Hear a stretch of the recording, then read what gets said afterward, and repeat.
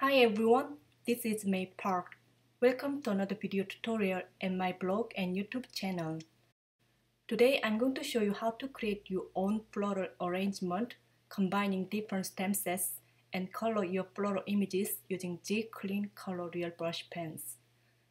It's going to be a card that has lots of watercoloring on it. This video is part of Alternate Crafty Friends blog hub celebrating friendships in this special paper crafting community. Make sure to check out my blog for more details, and I hope you can join this fun blog hub. Don't forget to leave a comment on my blog for a chance to win prizes from these amazing sponsors. Last month, I created this card with alternate build of flower rose set using the color layering technique.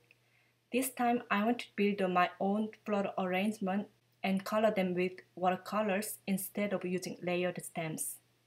Then I remembered Debbie's watercolor card she created last July. I have admired Debbie's work for a long time, and especially her watercoloring technique is my favorite. I was lucky enough to watch Debbie's watercolor in real life when I met her at the craft retreat in last April.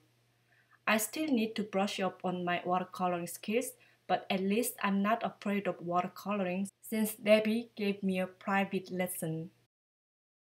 I'm going to combine 3 floral stem sets from Alternate to create my own floral arrangement. Build a flower coral charm, Remember This, and Beautiful Day. The reason I chose these stems is that because they have a similar style of outlines. I'm also going to use the Beautiful Inside stem set and Crafty Friends stem set to add a message inside of my card and dress up my matching envelope. I tested the arrangement of my images on A2 size scrap paper. This is a good way to plan out your stamping, especially when you use the masking technique. I also tested out my watercoloring to decide the color combination. Since I'm going to color my images with a ZIG clean color real brush pens, I'll be using Strathmore cold pressed watercolor paper. I'm cutting out my paper into 5.5 inch by 6 inches using Timo's paper trimmer. You can cut your paper into A2 size if you want to, but I wanted to make sure I have enough space to stamp all of the images to create my floral bouquet.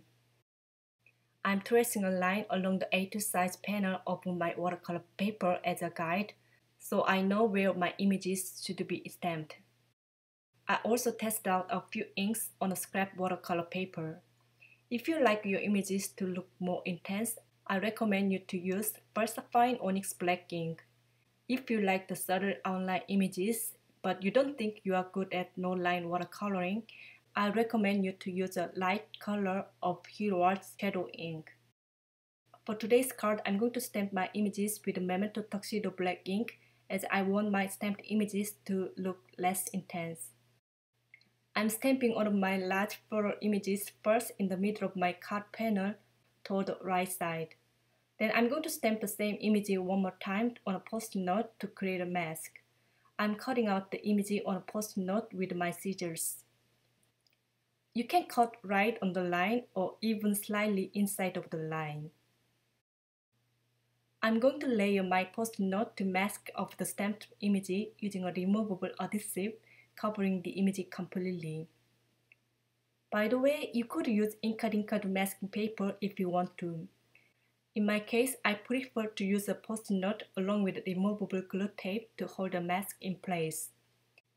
Then I'm going to stamp my second floral image over my mask, positioning the image partially onto the mask. Masking technique is a great way to create the illusion of depth, especially when you create a one-layer card. Because the image you stamp first is in the foreground and the second image is partially behind the first image. When you create a focal point with large images, it's always great if you plan out the placement of your sentiment first. Since I'll be adding my sentiment at the bottom of my card in the middle, I'm temporarily placing my sentiment stamp to save the room for the sentiment while stamping the images. Masking takes time, but once you remove all the masks, you can see the beauty of masking technique. I'm going to continue stamping and masking until I finish creating my entire floral bouquet. I'm going to remove the mask to see if I love the floral arrangement I stamped. I feel like something is missing on the top, so I'm going to add a little stamp image. Of course, you can always go back to your stamping until you're happy with the entire image. Make sure not to overstamp though, because a good amount of space around the focal image will please your eye. Now it's time for watercoloring. Here I have my ZIG Clean Color 36 real brush pen set, clean water, number 2 round paintbrush, and paper towel ready on my desk. By the way, I ended up not using a paintbrush. Instead, I'll be using a water brush. I also create my own palette by putting a piece of white paper inside of clear sleeve. Today, I'm not going to speed up the video until I show you the watercoloring process enough for my main flower. If you want to watch my video fast, feel free to click the speed button in the setting tab of the video screen on YouTube. So I'm going to show you the first way to watercolor your images with clean color real brush pens. If you have enough time or patience and you want to add more depth and create a realistic look of the images, this technique will work for you. I'm going to lay down a bit of the pink around the edge of my petal, and then I'm going to do some light purple next to the pink. Then I'm wetting the edge with my water brush and pulling the colors down into inside the flower petal to blend in the area. I'm stopping about halfway and rinsing my water brush off with clean clear water and remove the excess water using paper towel. Next, I'm going to go over the ink to diffuse the color using my clear water brush. The reason I'm removing the inks from the water brush using a paper towel is that I want more light shade of the color toward the end of my flower petal, leaving some white areas. While the paper is still wet, you can bring the real brush pen tip to add more color, or you can scribble your pen on your own watercolor palette and pick up the color with the water brush and apply some more color to your images. I'm moving my water brush toward one direction. To create a gradient look of the color, it's important to remove the ink from your water brush with clear water in between before you pull out the color. If you let the color dry between applications, you'll leave harsh lines between layers. If you don't like those harsh lines, you can soften the hard edges using a water brush even after the ink is already dry. If you look at the flower in real life, you can see the flower don't have only one color. Adding different color is a great way to create some interest to your image as long as you use the same color family. Now I'm going to show you a quick and easy way to color your images with the ZIG Clean Color Real Brush Pens. I'm scribbling my Clean Color Real Brush pen on my watercolor palette and pick up the ink with the water brush. Then I'm applying light color first for the base layer. I'm loosely watercoloring the entire flower with less ink and lots of water. Then I'll be bringing more colors to my flower image to add shading toward the bottom of each petal before the previous layer is dry.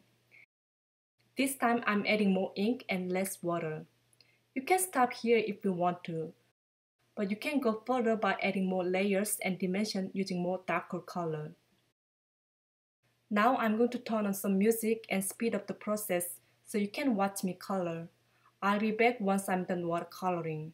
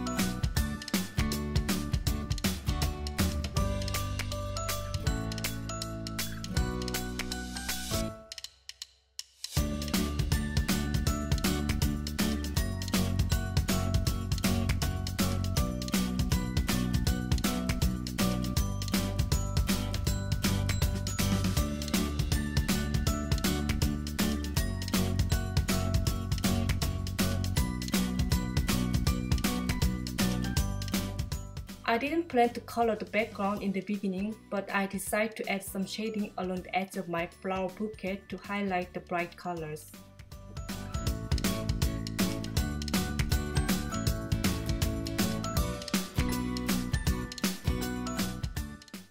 I'm going to use my heat tool to speed up the drying time.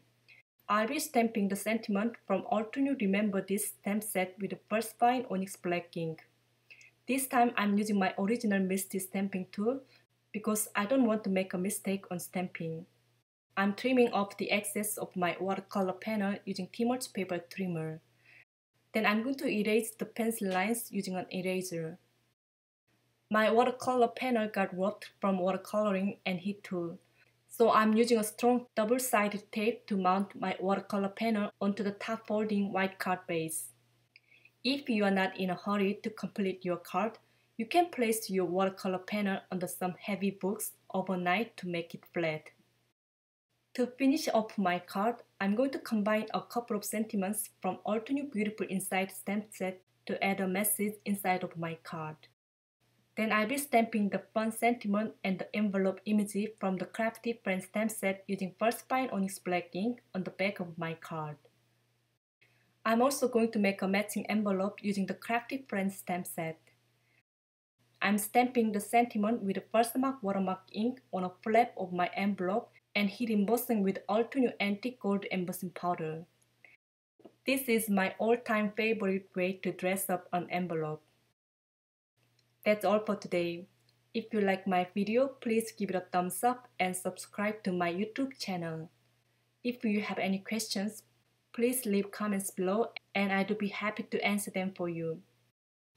Since today's blog hub is all about crafty friends, I'd like to share some photos I took with my crafty friends over the past couple of years.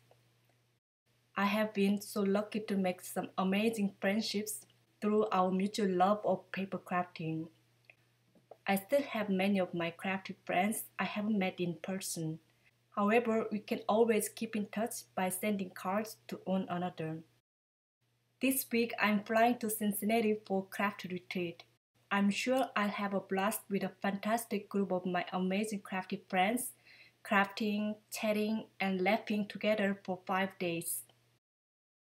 I'm really thankful to be part of this paper crafting community full of kind, sweet, supportive, and talented people.